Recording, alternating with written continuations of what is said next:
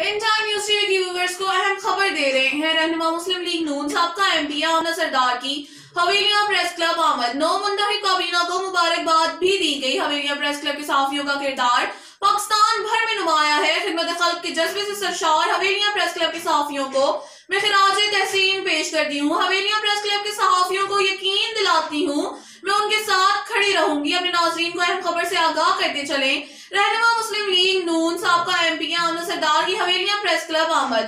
نو منتخب کابینہ کو مبارکباد بھی دی گئی۔ حویلیاں پریس کلب کے صحافیوں کا کردار پاکستان بھر میں نمایاں ہے۔ خدمت خلق کے جذبے سے سرشار حویلیاں پریس کلب کے صحافیوں کو میں خراج تحسین پیش کرتی ہوں۔ حویلیاں پریس کلب کے صحافیوں کو یقین دلاتی ہوں میں ان کے ساتھ کھڑی رہوں گی۔ آپ کو یہ بھی بتاتے چلیں کہ نائب صدر ایوان تجارت حویلیاں نصیر عباسی صاحب بھی حویلیاں پریس کلب آئے اور انہوں نے بھی پریس کلب کی نو منتخب کابینہ کو مبارکباد پیش کی ہے۔